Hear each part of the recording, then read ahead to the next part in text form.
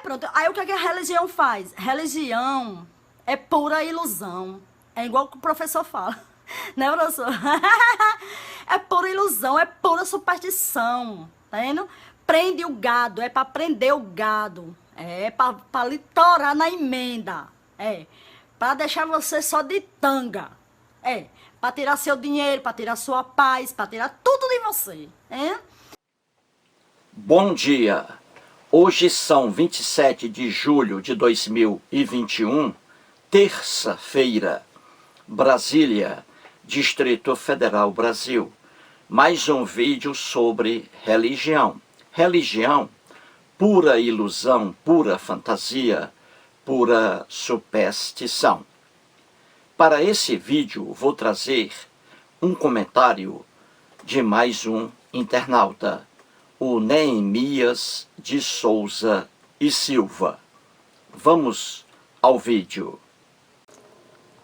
Em meu vídeo A Fantasia do Cristão Josenil Paiva, publicado neste canal anteontem, domingo, dia 25 do corrente ano, recebi o comentário de Neemias de Souza e Silva, cujo teor é o seguinte: Professor, minha mãe é evangélica e por isso eu já nasci nessa ilusão religiosa. Fiquei fanático ao ponto de me isolar das outras pessoas e ficar trancado em um quarto, orando e chorando ajoelhado, achando que não tinha mais jeito para mim, pois os pastores na época diziam que um dos maiores pecados era o adultério. E eu, quando jovem, sem saber, olhava para as garotas do meu tempo com vontade nelas. Foi aí que um dia, eu lendo a Bíblia, achei uma passagem que Jesus diz que quem olha para uma mulher com mau pensamento, adultera com ela.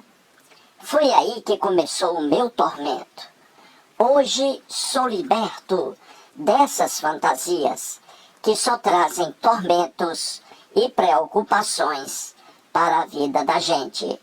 Graças ao nosso amigo, professor Eustáquio Presley. Neemias de Souza e Silva foi um cristão evangélico fanático. Hoje é um ateu convicto. Por que ele chegou a ser um cristão evangélico? Já que ninguém nasce cristão, muito menos evangélico. Ele mesmo traz a resposta. Professor, minha mãe é evangélica e por isso eu já nasci nessa ilusão religiosa. Muito bem. Neemias diz que nasceu num lar cristão evangélico. Por isso, se tornou um evangélico. O que eu sempre digo em meus vídeos é a cultura que determina em que Deus acreditar e a que religião se filiar. Neemias estava dentro do útero de sua mãe. Era um feto. Feto, obviamente, não tem Deus, não tem religião, não tem roupas, não tem idioma. Ao sair, caiu dentro de uma determinada cultura. E os elementos dessa cultura foram impostos a ele. Sua mãe já era uma evangélica fervorosa. Logo, passou sua crença para a criancinha inocente. Sua mãezinha, sem dúvida alguma, levou aquela criancinha várias vezes à igreja em que congregava. Não deu outra. Ela, cristã, transmitiu seu cristianismo para o filho.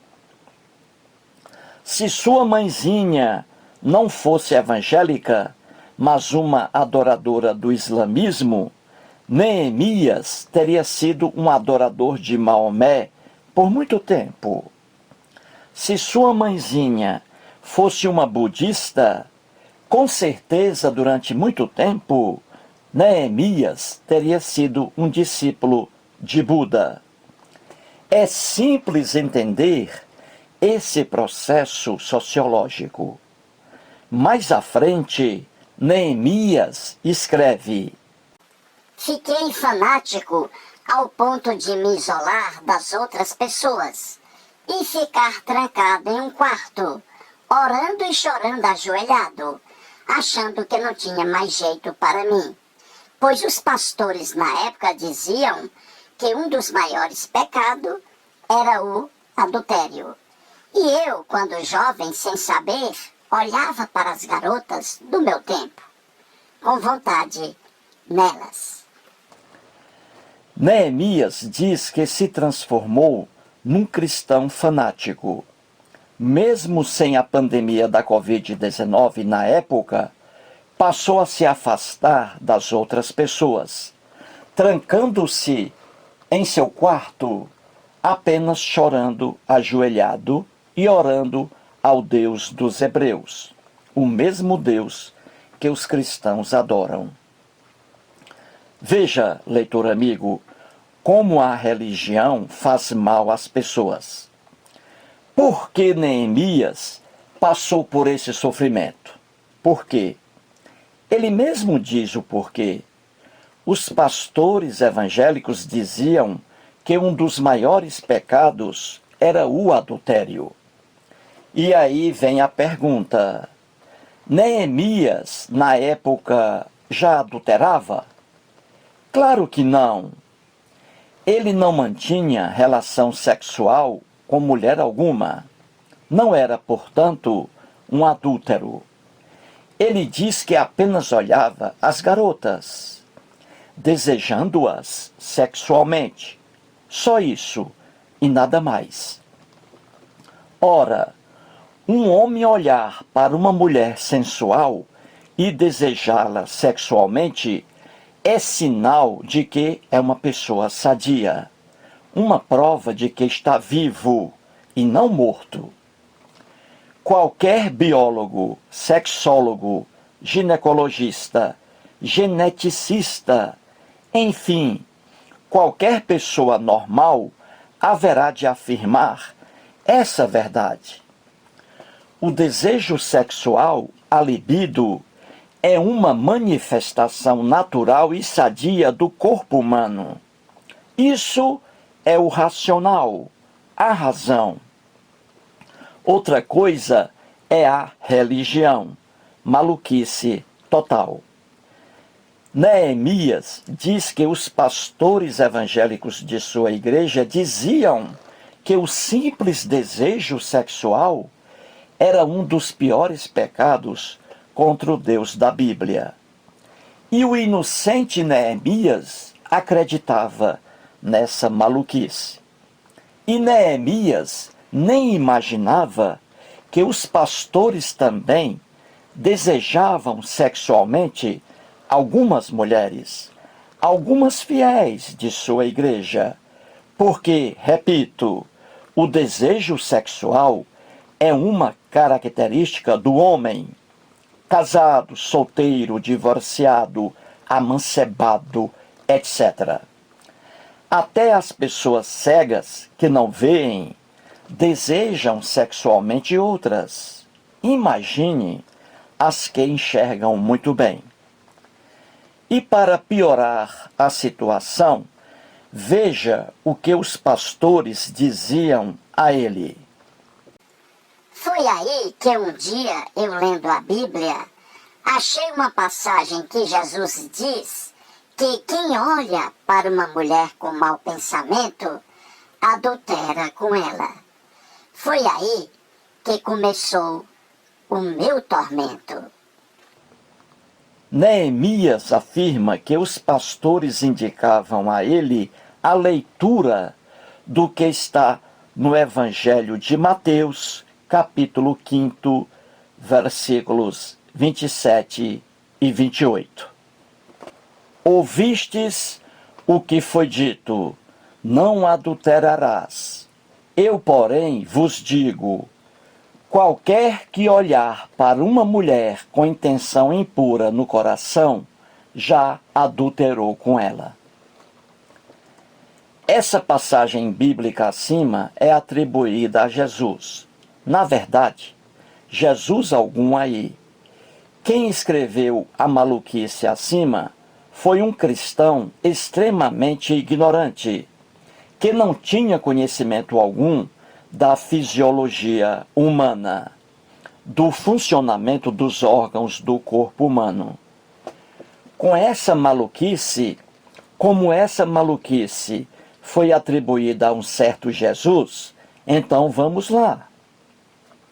O Jesus das narrativas lendárias do Novo Testamento, e não histórico, viveu numa época de profundo atraso, há 2000 anos na Palestina, infestada de analfabetos e miseráveis. Esse Jesus não conhecia o órgão humano chamado coração. O mundo antigo tinha uma visão errônea sobre o coração.